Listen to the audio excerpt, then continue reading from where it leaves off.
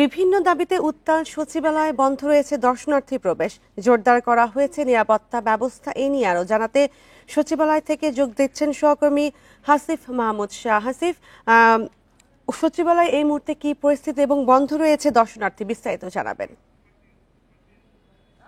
এই ঈদে জামা জুতো অ্যাক্সেসরিজের ডিসকাউন্ট।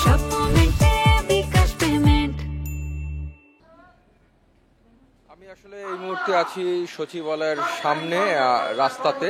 আমি একটু দেখাতে চাচ্ছি আমার ডান পাশে যে সচিবালয়ের যে গেটটি রয়েছে, এই গেটটি থেকে সাধারণত প্রতিদিন যে গাড়িগুলো সেই গাড়িগুলো ঢোকে এবং সেই গাড়ির সাথে সাথে যারা গণমাধ্যম কর্মী তাদের গাড়িও প্রবেশ করে এবং পরবর্তীতে গণমাধ্যম কর্মী যারা আছেন সেখান থেকে ভিতরের থেকে খবর সংগ্রহ করছে। কিন্তু আজকে পূর্ব অনুমতি যেহেতু এর আগে স্বরাষ্ট্র মন্ত্রণালয় থেকে জারি করা হয়েছিল যে আজকে দর্শনার্থী প্রবেশ নিষিদ্ধ থাকবে, একই সাথে গণমাধ্যমের কর্মীদের প্রবেশের বিষয়ে আমরা সকালবেলা এসে জানতে পারলাম গণমাধ্যম কর্মীরাও আজকে প্রবেশ করতে পারবে না। আপনি দেখতে পাচ্ছেন সচিবালয়ের সামনে প্রচুর পরিমাণে আইনশৃঙ্খলা রক্ষাকারী বাহিনীর সদস্যরা রয়েছে, ব্যাটালিয়ন পুলিশ রয়েছে, সোয়াতের কর্মীরা রয়েছেন, এছাড়া নিয়মিত পুলিশ যারা থাকেন তারা তো আছেন।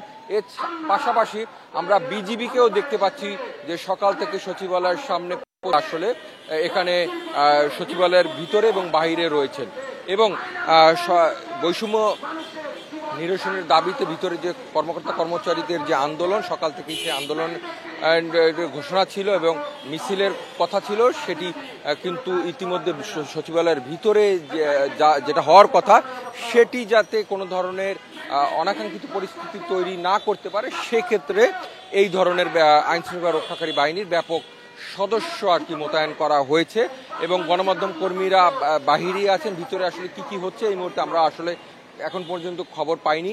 এরই পাশাপাশিতে সচিবালয়ের সামনে কিন্তু আমরা যেটি জানি যে সচিবালয়ের আশপাশ এলাকায় কোনো ধরনের মিছিল মিটিং সমাবেশ করা নিষিদ্ধ রয়েছে, কিন্তু এই যারা আসলে আন্দোলন করছেন তাদের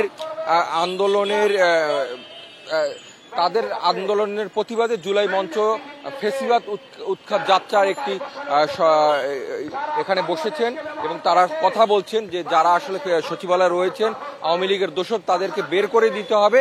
এর প্রতিবাদে তারা সচিবালয়ের সামনেই এই জুলাই মঞ্চের আহ্বানে এখানে তারা সমাবেশ করছেন।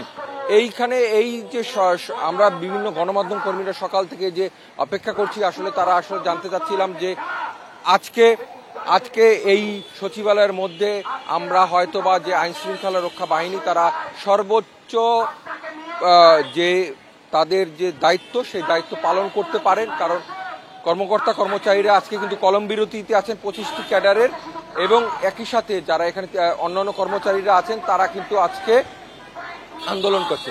এই ছিল আমার কাছে সবশেষ। সচিবালয়ের পরিস্থিতি জানাচ্ছিলেন সহকর্মী হাসিফ মাহমুদ শাহ।